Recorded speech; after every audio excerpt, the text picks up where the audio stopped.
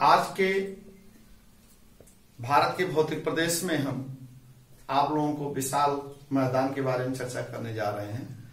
विशाल मैदान जो है भारत का एक अधिवर्धित मैदान है, जिसका विस्तार पश्चिम में सतलज नदी और रावी नदी से लेकर के पूरब में गंगा नदी के मुहाने तक से आगे ब्रह्मपुत्र घाटी तक, अर्थात जिसे हम असम घाटी के नाम से जानते हैं, वहां तक यह इस मैदान का विस्तार है।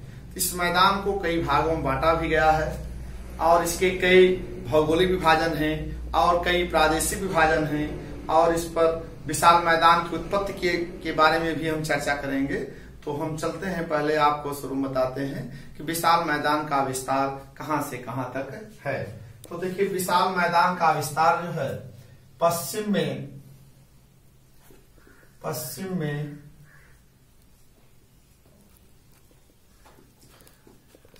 में सतलज एवं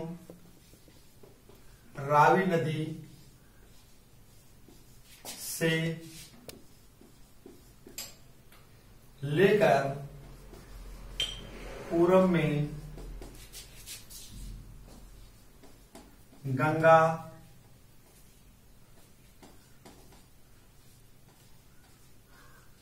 नदी के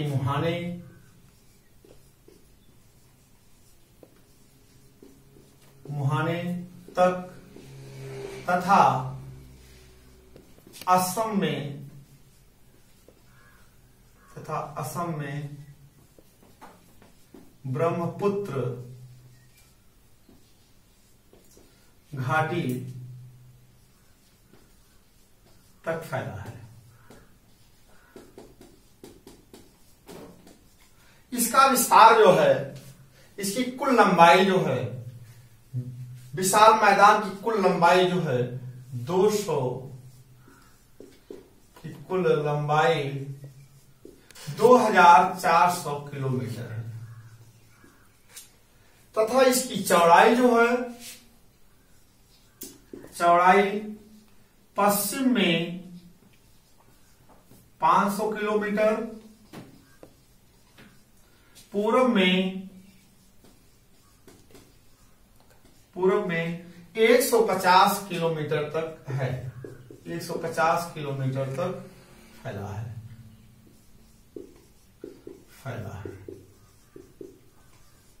इसका कुल क्षेत्रफल कितना है?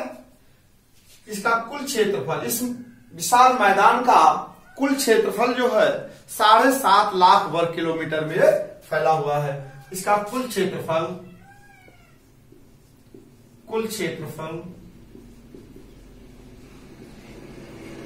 7,50,000 वर्ग किलोमीटर में फैला है, फैला हुआ है।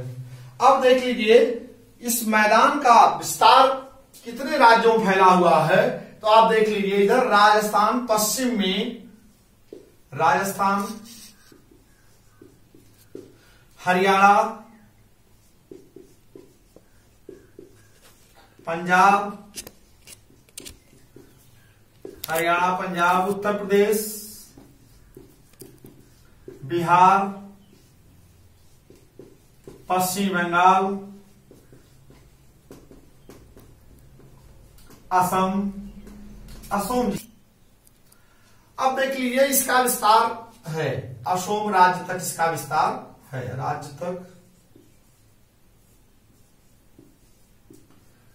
तक विस्तार है।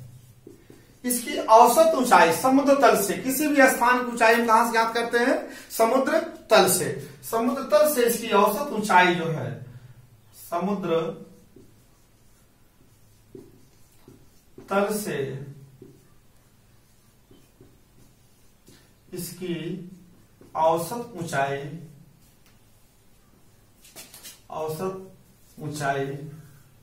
250 मीटर से कम है।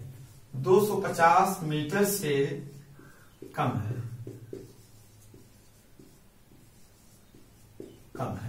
तो देख लीजिए, यह जो विशाल मैदान का विस्तार है, इसका विस्तार जो है लंबाई जो है 2400 किलोमीटर है, चौड़ाई जो है 500 किलोमीटर, पश्चिम में इसकी चौड़ाई 500 किलोमीटर है, पूरब में जो है 150 किलोमीटर तक फैला हुआ है। अर्थात इसका कुल क्षेत्रफल 7,50,000 वर्ग किलोमीटर में फैला हुआ है। किन किन राज्यों में इसका विस्तार है इस मैदान का? राजस्थान, हरियाणा, पंजाब, उत्तर प्रदेश, बिहार, पश्चिम बंगाल, असम और राज्यों तक इसका विस्तार है। समुद्र तल से इसकी औसत ऊंचाई 250 मीटर से कम है। अब आप देखेंगे इस विशाल मैदान की उत्पत्ति कैसे हुई। विशाल मैदान की उत्पत्ति,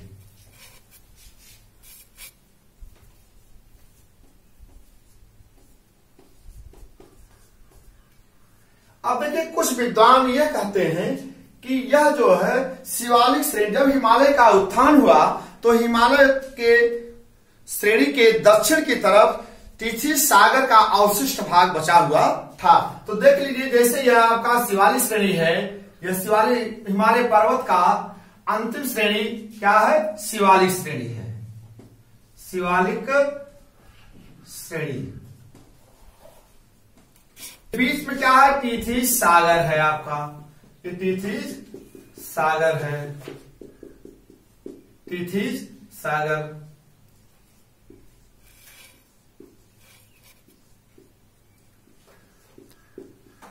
अवशिष्ट है, अवशिष्ट टिथिस सागर, बचा हुआ सागर ये बचा था। हिमालय के उत्थान के बाद ये जो है टिथिस सागर इतना बचा था। इधर आपका जो है प्रायद्वीपीय पठारी भाग है, जिसे हम प्रायद्वीपीय पठारी भाग, जिसे हम गोंडवाना लाइन कहते हैं। प्रायद्वीपीय पठारी भाग है ये, प्रायद्वीपीय पठार है ये। अब आप सपोज कर लीजिए कि हिमालय की जो तीनों श्रेणियां हैं, ये आपका महान हिमालय, मध्य हिमालय और शिवालिक हिमालय। और इधर प्रायद्वीपीय पठारी भाग जो है आप जानते होंगे, शुरू करते हैं, ये भारत का मैप है इसे। फिर इधर से आप देखेंगे यहाँ पर ये यहां से देखेंगे तो ये प्रायद्वीपीय पठारी भाग, प्रायद्वीपीय पठारी भाग से भी जो है नदियां निकल करके इस टिथिस सागर में अपने अवसाद को जमा करती थी, और हिमालय से जो भी नदियां निकलती थी वो नदियां ला करके अपने अवसाद को इस टिथिस सागर में ला करके जमा करती थी। तो कालांतर में टिथिस सागर में अवसाद जमते गए और यह एक जो है विशाल मैदान का रूप धारण कर लिया। और इस विशाल मैदान का विस्तार जो है पश्चिम में से लेकर के, पश्चिम मतलब सतलज या रावी नदी से लेकर के, और यह पूरब में जो है आपका गंगा मुहाना और ब्रह्मपुत्र घाटी तक है, इसका विस्तार फैल गया। इसकी कुल लंबाई जो हम आपको बताएं, तो वैज्ञानिकों का या भूगर्भ वैज्ञानिकों का जो एक मत है सबका अलग अलग है। कोई कहते हैं कि टिथिस सागर के अवशिष्ट भाग जो बचा था, हिमालय पार से जो नदियां आती थी या हिमालय जो भी नदी निकलती थी, और दक्षिण के प्रायद्वीपीय पठारी भाग से जो दक्षिण उत्तर की ओर बहती थी, वो ले जा करके अपने अवसाद को ले जा करके टिथिस सागर में जमा करते थे। कुछ विद्वान असम से एक शिवालिक श्रेणी को शिवालिक नदी के नाम से जानते हैं, जो असम पूर्व से लेकर के पश्चिम की तरफ बहती थी, और कुछ विद्वान जो कहते हैं कि इंडो ब्रह्म नदी बहती थी।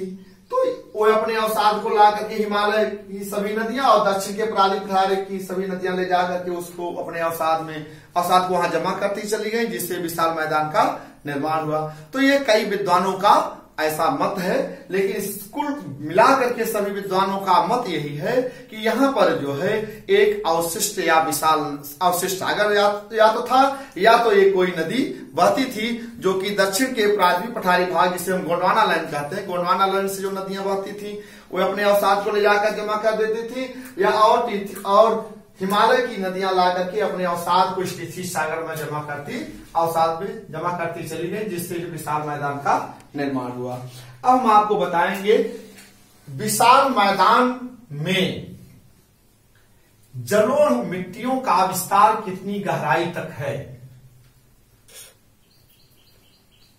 इस जलोढ़ मिट्टी जो है पाई जाती है वह कितने विस्तार तक है। अब देखिए, ओल्डहम भूगर्भ वैज्ञानिक ने ओल्डहम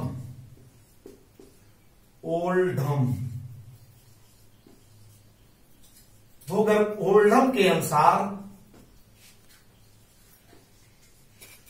मिट्टी का विस्तार, इस जलोढ़ मिट्टी की मोटाई, मिट्टी की मोटाई 4000 मीटर से लेकर के 4000 मीटर से 6000 मीटर तक मीटर तक है। तो ऐसा विद्वानों का विचार है कि ओल्डहम ने बताया कि इसकी मोटाई जो है 4000 से लेकर के 6000 मीटर तक है। और जो है ग्लेनी के अनुसार, एक दूसरे विद्वान हैं ग्लेनी के अनुसार इसकी मोटाई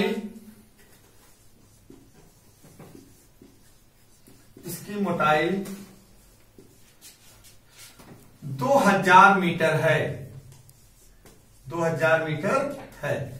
ऐसे विद्वान, और हाल ही में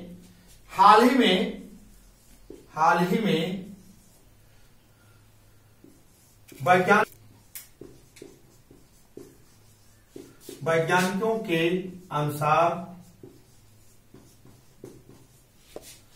इसकी मोटाई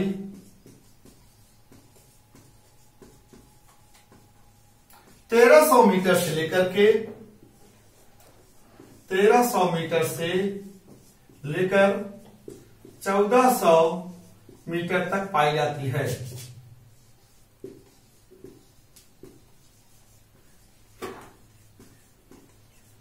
लेकिन हिमालय पर्वत के पदीय क्षेत्रों में एक चीज और नोट कर लीजिएगा, हिमालय पर्वत के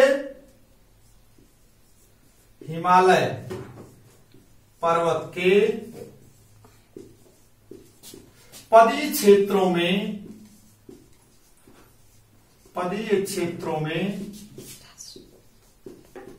जलोढ़क मिट्टी की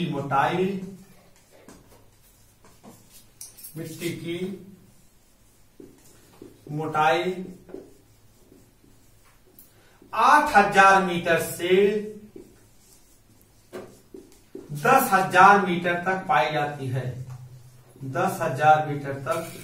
तो ये विद्वानों का अपना अपना विचार है, नई नई खोजें हैं। और इस खोज के अनुसार जो है आप लोग याद रखिएगा, परीक्षाओं में पूछ दिया जाता है ओल्डहम के अनुसार इस विशाल मैदान की मिट्टी की मोटाई कितनी है, तो आप बताएंगे 4000 से लेकर के 6000 मीटर है। ग्लेनी के अनुसार इसकी मोटाई जो है 2000 मीटर है। और फिर हाल ही में वैज्ञानिकों के अनुसार इसकी मोटाई जो है 1300 मीटर से लेकर के 1400 मीटर तक पाई जाती है।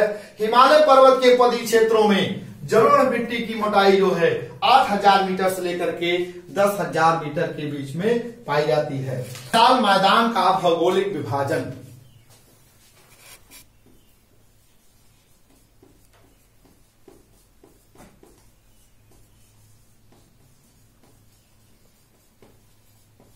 भौगोलिक विभाजन। अब देखिए विशाल मैदान का भौगोलिक विभाजन। अब देखेंगे पर्वत नदी जब निकलती है पर्वतीय क्षेत्रों से, तो पर्वतीय क्षेत्रों से जब नदी निकलती है तो अपने साथ बहुत सारे कंकड़ पत्थर बजरी को बहाकर जब ले आती है, जब मैदान में जो प्रवेश करती है तो अपने अवसाद को वहां वह जमा कर देती है। तो अब जैसे हम उस नंबर 1 है भाभर का मैदान, भाभर का मैदान। अब इस भाभर का मैदान का जो है विस्तार जो होता है 8 से, भाभर मैदान का विस्तार 8 से 16 किलोमीटर की चौड़ाई में इसका विस्तार है, इसका विस्तार है। यह कहां से कहां तक पाया जाता है? सिंधु नदी से लेकर के तीस्ता नदी तक इसका विस्तार है। सिंधु नदी से लेकर के तीस्ता नदी के बीच में, नदी के बीच तक है, बीच तक है। यहाँ ये है कि नदियां जब पर्वतीय क्षेत्रों से निकलती है, पर्वत, जैसे आप सपोज के लिए यह आपका पर्वत है, शिवालेख है, पर्वत है, और यह आपका क्या है, मैदान है। ये क्या है, मैदान है। अब यहां से नदी निकल करके आ रही पर्वतीय क्षेत्र से, तो अपने साथ आप जो भी अवसाद को, बड़े कंकड़ पत्थर बड़े बड़े लाते हैं, जब मैदान में प्रवेश करते हैं तो इसका जो है कुछ वेग कम हो जाता है। जब वेग कम हो जाता है तो ये अपने कंकड़ पत्थर, जो बड़े बड़े कंकड़ पत्थर लाते हैं, तो यहाँ पर ये जमा कर देती है। इसी तरह से ये जमा करती चली जाती है पूरा सिंधु नदी से लेकर के। लेकिन यह एक बेल्ट के रूप में नहीं, आवश्यक रूपों में पाए जाते हैं। यह 8 से 16 किलोमीटर नहीं, सिंधु नदी से लेकर के तीस्ता नदी तक पाया जाता है एक क्रम में, नहीं, अविच्छिन्न रूपों में, जहां नदियां मैदान में प्रवेश करती हैं। तो जब नदियां आती, मुख्य नदी तो भाबर क्षेत्र में दिखाई देती है, लेकिन जो इसके साथ और भी जलधाराएं रहती हैं छोटी छोटी, तो ये जो है इस जल भाबर के नीचे से होकर के बहती हैं, वो लुप्त हो जाती दिखाई नहीं देती है। वह आगे 8 से 16 किलोमीटर जो हम बताएं, कहीं कहीं 8 किलोमीटर के बाद वो दिखाई देती, लेकिन कहीं कहीं पर वो 16 किलोमीटर के बाद दिखाई देती है। तो ये छोटी छोटी जो असंख्य धाराएं होती हैं वह भाबर क्षेत्रों में लुप्त हो जाती हैं। केवल मुख्य नदी ही वहां, मुख्य नदी ही केवल वह भाबर क्षेत्र में दिखाई देती है। और इसके आगे जब ये आते हैं, छोटे छोटे बालू के कंकड़ इससे पतले होते चले जाते हैं, तो यहाँ पर जो है तराई, ये नदियां फिर जो है धाराएं जो है यहाँ पर दिखाई देती है, दलदली क्षेत्र। लेकिन मुख्य नदियों में आकर के वो जो धाराएं आकर के मिल जाती है छोटी छोटी, जिसे हम इसको कहा जाता है तराई का मैदान। क्या कहते हैं, तराई का मैदान, तराई का मैदान। ये आपका भाबर का मैदान हो गया, भाबर का मैदान। इसी तरह से यह जो है चलते हैं, तो पर्वतीय हिमालय क्षेत्र से जो नदी निकलती है, जब वो मैदान में प्रवेश करती है, तो जैसे ही तो उसका बहाव वेग कम हो जाता है, तब वह क्या है, अपने साथ जो कंकड़ पत्थर या बजड़ी को ले आती है, अपने पर्वत के पदी क्षेत्रों में जमा करना शुरू कर देती है। तो मुख्य नदी तो भाबर क्षेत्र में स्पष्ट रूप से दिखाई देती है, लेकिन जो उसके साथ छोटी छोटी जलधाराएं पर्वत पदी क्षेत्रों से निकलती हैं, वह जो है भाबर क्षेत्र में लुप्त हो जाती हैं। आगे चल करके कहीं 8 किलोमीटर पर दिखाई देती हैं, कहीं पर वह 16 किलोमीटर की बात दिखाई देती है। तो उसे हम जो कहते हैं दलदली क्षेत्र जो हो जाता है, परिणत हो जाता है, उसे हम तराई के मैदान के नाम से जानते हैं। अब उस तराई मैदान का विस्तार जो होता है 15 से लेकर के 20 किलोमीटर या कहीं कहीं 30 किलोमीटर के रूप में दिखाई देता है। तो यह आपका भाबर का मैदान हो गया। दूसरा आपको हम बता रहे हैं तराई का मैदान, तराई का मैदान। इसका विस्तार जो है 15 से 30 किलोमीटर, 15 से 30 किलोमीटर चौड़ाई में मिलता है। अब वही है, भाबर के बाद जो दिखाई देता है वो तराई का मैदान है। तराई का मैदान की चौड़ाई जो है 15 से 30 किलोमीटर है। अब आप सपोज के लिए इसमें छोटे छोटे बालू के रेत कार पाए जाते हैं। अब जैसे जैसे हम नदी के उद्गम क्षेत्र से लेकर के नदी के मुहाने से वैसे रेत की मात्रा घटती, रेत की मोटाई घटती चली जाती है। तो आप सपोज कर लीजिए, अब 15 से 30 किलोमीटर जहां तराई मैदान है, भाबर बहुत बड़े बड़े कंकड़ पत्थर थे जिसे हम बजरी जानते हैं। अब तराई क्षेत्र जहां वहां बालू के रेत है, लेकिन उससे कम छोटे कण हैं। अब ये तराई का मैदान है। अब इसमें जो कि तराई मैदान का विस्तार 15 से 30 किलोमीटर चौड़ाई में यह मिलता है। लेकिन पूरब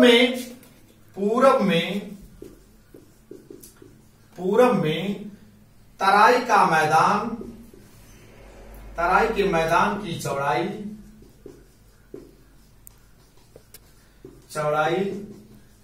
अधिक है, पूरब पश्चिम में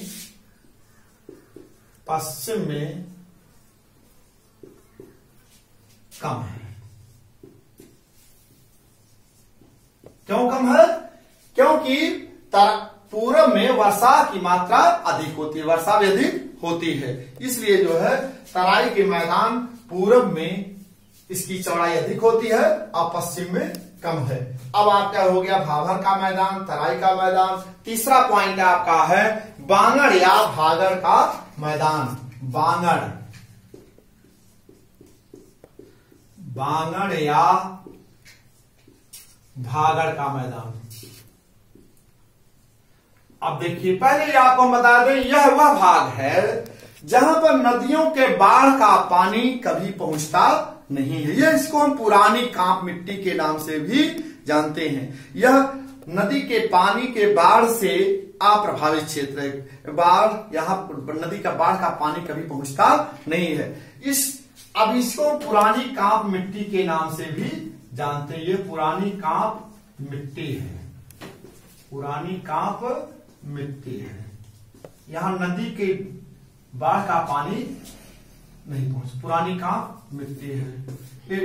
और समझ लीजिए, इस मिट्टी का निर्माण जो हुआ है, इस मिट्टी का निर्माण कब हुआ था? मध्य से लेकर के अपर प्लीस्टोसीन काल में ये भांगड़ या बांगड़ का मैदान का निर्माण हुआ था। अब आप सपोज करिए, मध्य से अपर प्लीस्टोसीन, अपर प्लीस्टोसीन काल में इस मैदान का निर्माण हुआ था।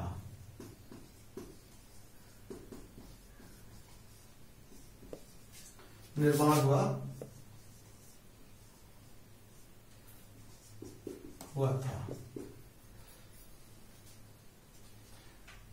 इस मैदान में नदी के कभी नहीं पहुंचता।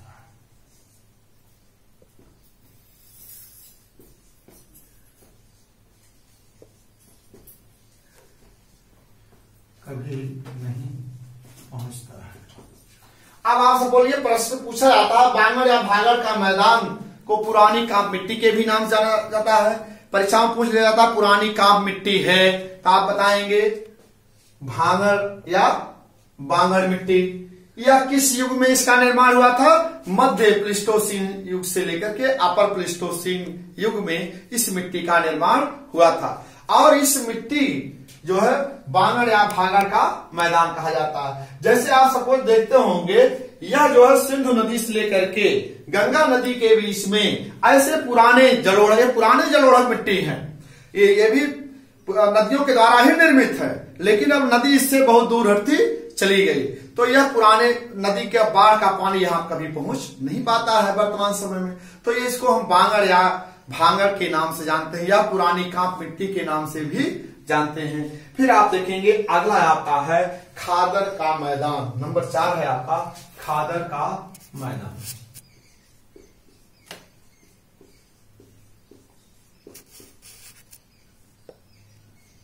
इसे नवीन कांप मिट्टी के नाम से भी जाना जाता है। अब आप सपोज कर नदियों के बाढ़ के मैदान के द्वारा, नदियों के बाढ़ के द्वारा निर्मित मिट्टी को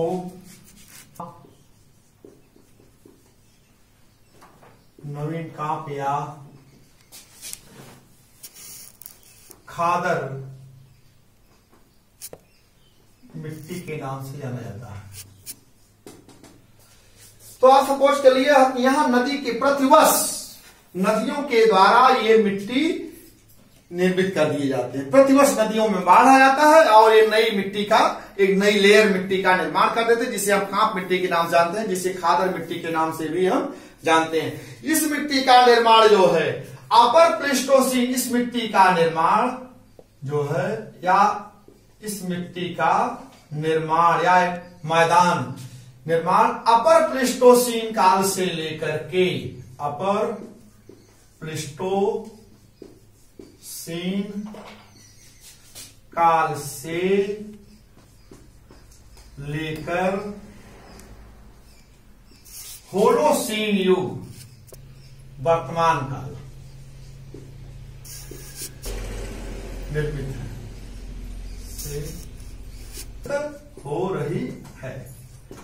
अब ये पूछा जाता है खादर का मैदान किस युग से बन रहा है, आप बताएंगे अपर प्लीस्टोसीन काल से लेकर के होलोसीन आधुनिक काल से निर्मित हो रही है।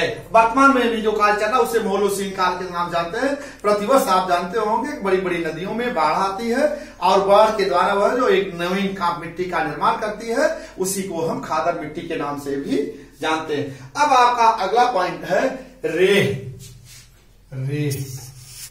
रेह क्या है आप जानते होंगे, बांगर मिट्टियों के ऊपर बांगर क्षेत्रों में द्वारा सिंचाई के द्वारा जो कृषि की जाती है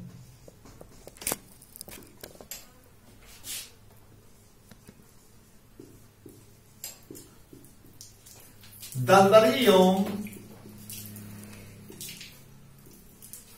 की जाती है, दलदली क्षेत्रों में एक सफेद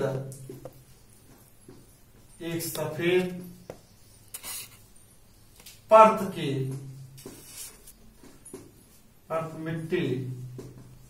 मिट्टी जम जाती है।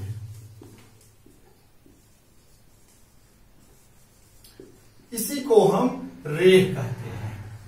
क्या कहते हैं, रेह कहते हैं, या कल्लर के नाम से भी जानते हैं, या कल्लर मिट्टी के नाम से भी जानते हैं,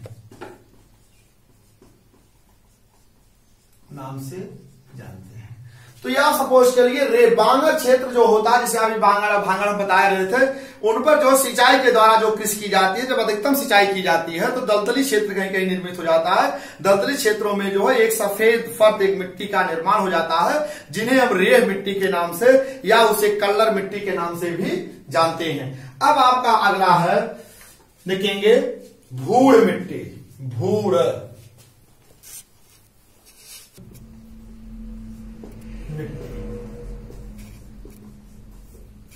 बांगर क्षेत्रों में, बांगर मिट्टी के उन क्षेत्रों में, बांगर मिट्टी के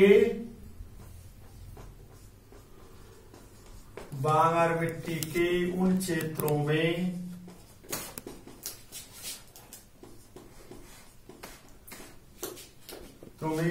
जो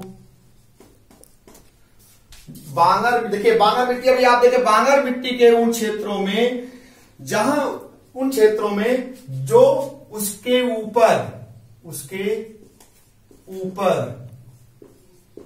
की मुलायम मिट्टी का आवरण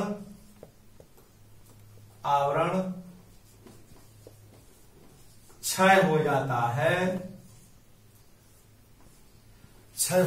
है, तो उसकी नीचे की मिट्टी जो होती है, उसके नीचे की मिट्टी, उसके नीचे की मिट्टी कंकड़ीली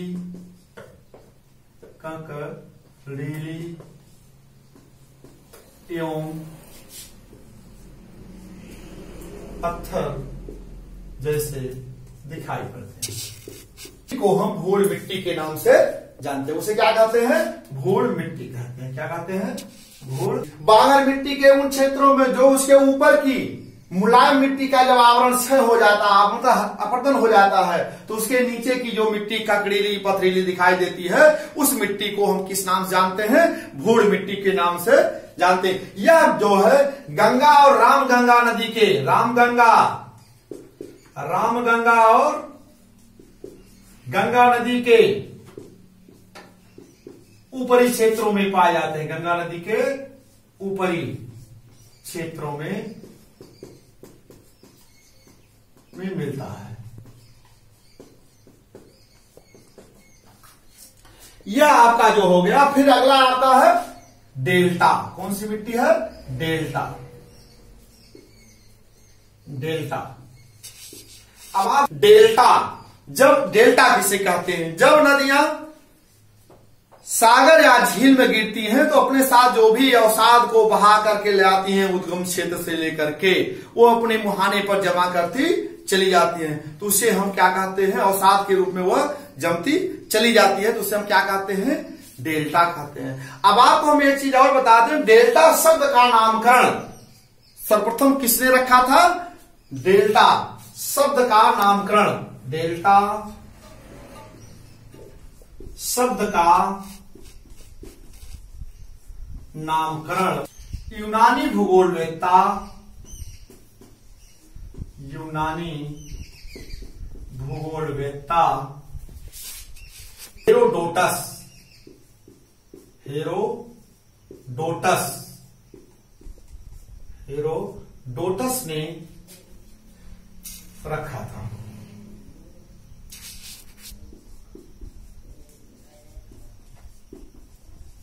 सर्वप्रथम रखा था।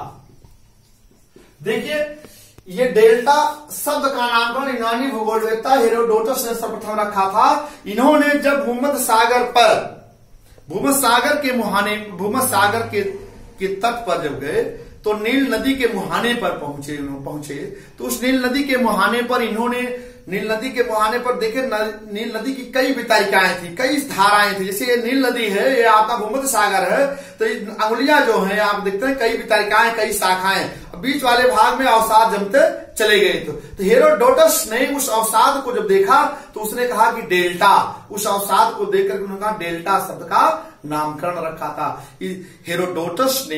हेरोडोटस को इतिहास का जनक भी कहा जाता है। ये ऐतिहासिक एवं भौगोलिक वेत्ता दोनों था, इसीलिए डेल्टा शब्द का नामकरण रखा था। इसलिए हम बता दे रहे हैं, परीक्षाओं में अक्सर पूछा जाता है कि डेल्टा शब्द का नामकरण सर्वप्रथम किसने रखा था। अब आ गया डेल्टा शब्द, इसलिए हमने आप लोगों को बता दिए।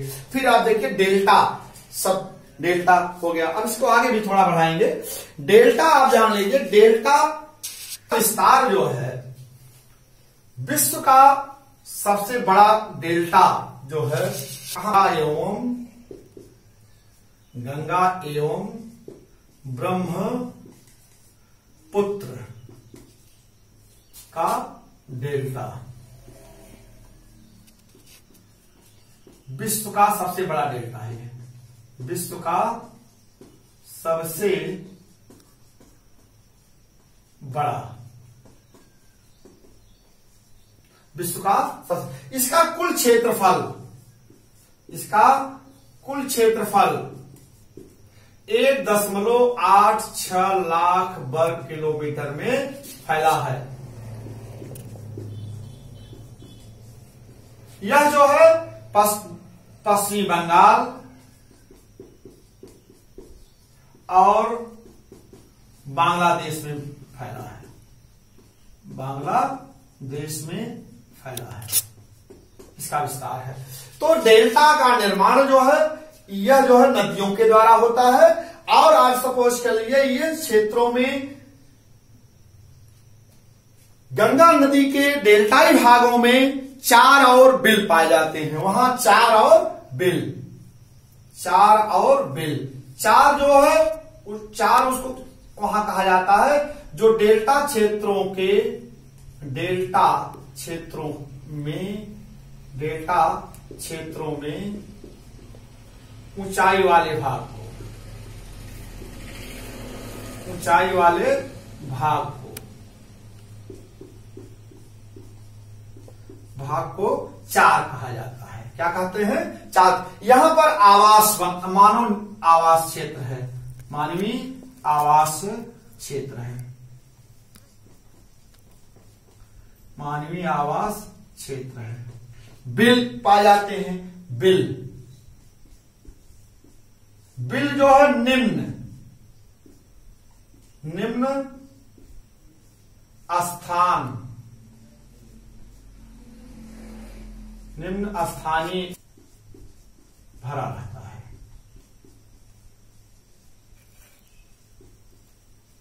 इसे जो है बिल कहा जाता है। अब भी जानते हैं यहाँ 4 पर डेल्टा क्षेत्र ऊंचाई वाले भाग होते हैं, वहां पर मानव आवास बना देता है और यहाँ पर जूट की खेती करता है। वो जूट को खेती करके इस जो बिल क्षेत्रों में जो है उसको सड़ा गला करके उससे जो है अपना वो पढ़ सकते हैं। अब आपका अगला है आपका विशाल मैदान का उप विभाजन। देखिए विशाल मैदान का उप विभाजन, अब विशाल मैदान का अब तक भौगोलिक विभाजन हम आपको बता चुके हैं। अब आपका देखिए विशाल मैदान का उप विभाजन है। तो नंबर 1 आता है राजस्थान का मैदान, राजस्थान का मैदान, राजस्थान का मैदान। राजस्थान के मैदान की कुल लंबाई जो है, लंबाई 640 किलोमीटर, चौड़ाई 300 किलोमीटर,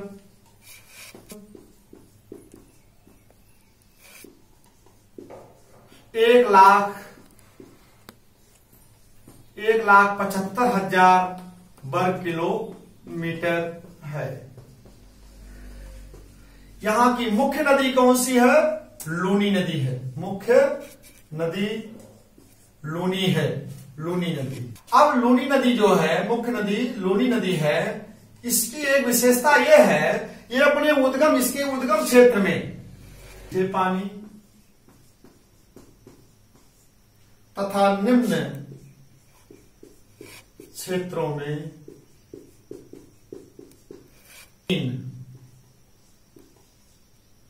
नमकीन मतलब खारा जल पाया जाता है। परीक्षाओं में पूछा जाता है कि कौन सी नदी है कि जिसका उद्गम क्षेत्र जो है मीठे जल की है और उसका निम्न क्षेत्र मुहाना क्षेत्र जो है वह आपका खारा क्षेत्र है। तो आप बताएंगे। तो सपोज के लिए राजस्थान के मैदान की कुल लंबाई 640 किलोमीटर है और इसकी चौड़ाई 300 किलोमीटर है। इसका कुल क्षेत्रफल जो है 1,75,000 वर्ग किलोमीटर है। इस मैदान की मुख्य नदी लूनी नदी है। उद्गम क्षेत्रों में मीठे पानी और निम्न क्षेत्रों में नमकीन अर्थात खारा जल पाया जाता है। और सपोज के लिए राजस्थान के उपजाऊ क्षेत्रों को, राजस्थान में उपजाऊ क्षेत्रों को रोही के नाम से जाना जाता है। रोही। अब ये प्रश्न पूछा जाता है रोही क्षेत्र है, तो आप बताएंगे राजस्थान के उपजाऊ क्षेत्रों को जो है रोही क्षेत्र के नाम से जाना जाता है। अब आपका दूसरा पॉइंट है हरियाणा का मैदान, पंजाब और हरियाणा का मैदान। दूसरा पॉइंट है पंजाब हरियाणा का मैदान, पंजाब हरियाणा है। पंजाब इसका विस्तार जो है पंजाब हरियाणा दिल्ली है। इसकी कुल लंबाई 640, चौड़ाई 300 किलोमीटर, चौड़ाई 300 किलोमीटर। इसका कुल क्षेत्रफल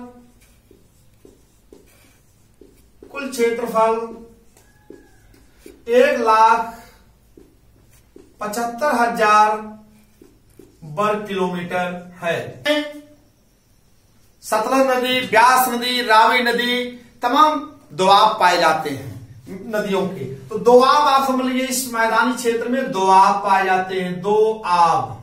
अब आपको बता दें दोआब क्या है। दोआब दो नदियों के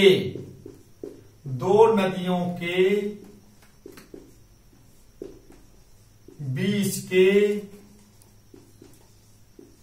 के भूभाग को दोआब कहते हैं। दोआब कहते हैं।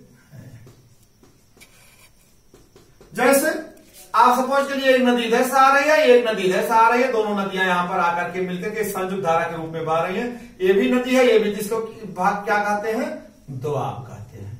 क्या कहते हैं? दोआब, ये भी नदी है आपका और ये भी नदी है आपका, और ये भी नदी एक संयुक्त धारा के रूप में बह रही है।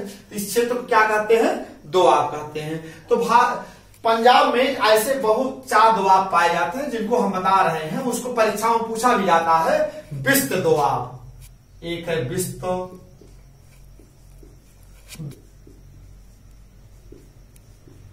ब्यास और सतलज नदी, ब्यास और सतलज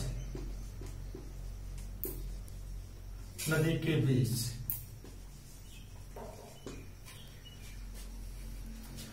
बिस्त हो गया, ब्यास, फिर हो गया आपका बारी,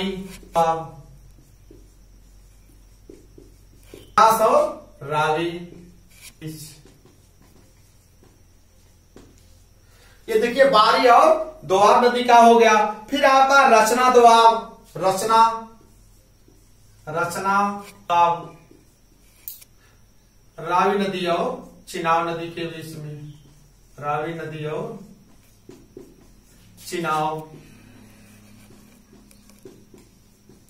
के बीच आ जाते हैं बहुत, जो जिसे पंच नदियों का मिलन होता है वहां पर। फिर आप देखेंगे चाज दोआब, चाज, झेलम और चिनाब नदी, चिनाब और झेलम नदी। आता है कि बिस्त दोआब क्या है, किन दोनों नदियों के बीच में, बारी दोआब क्या है, रचना दोआब क्या है, चाज दोआब क्या है। तो ये दोआब जो है आपके पंजाब और हरियाणा के मैदान में पाए जाते हैं, क्योंकि वहां पर देखिए ये दोआब 2 नदियों के बीच के भूभाग को दोआब कहते हैं। बिस्त दोआब, ब्यास और सतलज, इस शब्द में ही नदियों के सब छिपे हुए हैं। देखिए बिस्त, ब्यास और सतलज नदी, बारी मतलब ब्यास और रावी नदी, रचना मतलब रावी और चिनाब नदी, चाज मतलब चिनाब और झेलम नदी जैसे। तो ये जो है पंजाब और हरियाणा के मैदान का विस्तार है। अगला आपका है गंगा का मैदान, गंगा का मैदान, गंगा का मैदान। यह मैदान की, इस मैदान की कुल लंबाई कितनी है? कुल लंबाई 1400 किलोमीटर है, 1400 किलोमीटर लंबा है। और इसका कुल क्षेत्रफल, इसका कुल क्षेत्रफल जो है 3,57,000 वर्ग किलोमीटर है। इसका विस्तार जो है आपका उत्तर प्रदेश, उत्तरी बिहार, पश्चिमी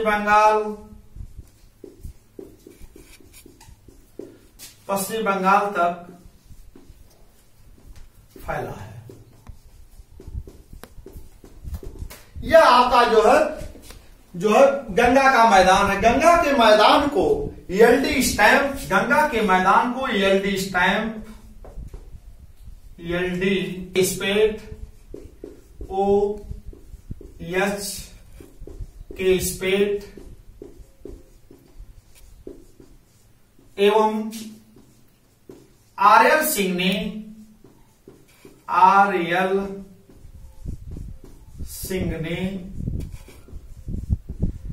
इसे 3 भागों में बांटा है, इसे 3 भागों में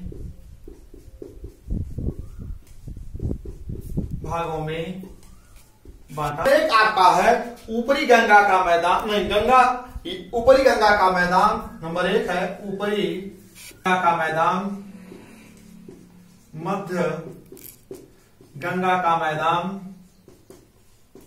तीसरा आपका है निम्न गंगा का मैदान, निम्न गंगा का मैदान। तो परीक्षाओं में पूछा जाता है कि गंगा के मैदान को कितने भागों में बांटा गया है। गंगा के मैदान को 3 भागों में बांटा गया है। और किसने बांटा है? सर्वप्रथम एलडी स्टैंप, OH के स्पेट एवं RL सिंघने, तीनों लोग संयुक्त रूप से गंगा के मैदान को 3 भागों में बांटा है। ऊपरी गंगा का मैदान, मध्य गंगा का मैदान और निम्न गंगा का मैदान। अब हम आप बताएंगे ऊपरी गंगा के मैदान के बारे में। अब देखिए नंबर 1 है आपका ऊपरी गंगा का मैदान। नंबर 1 आपका है ऊपरी गंगा का मैदान। और जो है आपका यह 1,00,000, इसका कुल क्षेत्रफल, इसका कुल क्षेत्रफल 1,49,029 किलोमीटर है। 1,49,029 वर्ग किलोमीटर है, वर्ग किलोमीटर है। अब आप देखेंगे इस मैदान में कौन कौन सी नदियां बहती हैं। गंगा, यमुना,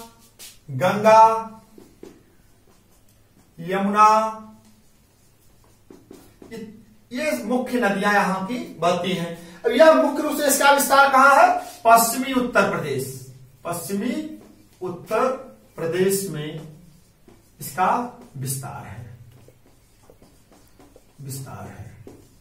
अब दूसरा आपका है मध्य गंगा का मैदान। मध्य गंगा का मैदान जो है, यह गंगा के मैदान का, मध्य गंगा का मैदान, इसका कुल क्षेत्रफल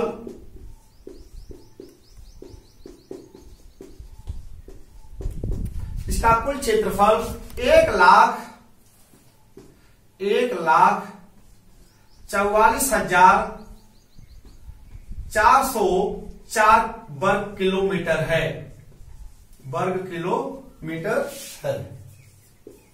इसका विस्तार कहां कहां है जान लीजिए आप। इसका विस्तार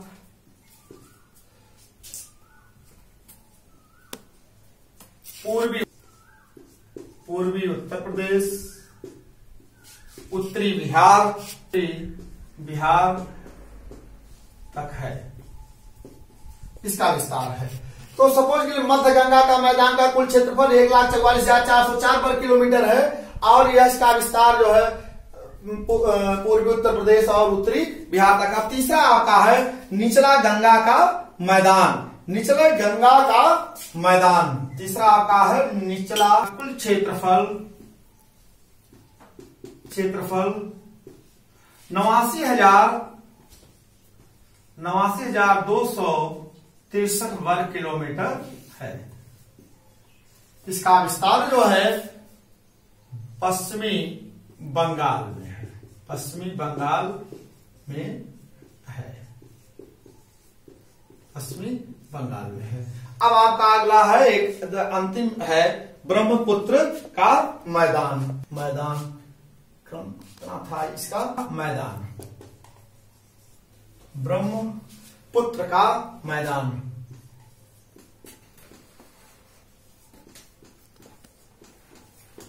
अब देखिए ब्रह्मपुत्र मैदान का विस्तार जो है आपका, इसका कुल देखिए पहले विस्तार बता दें। यह मध्य हिमालय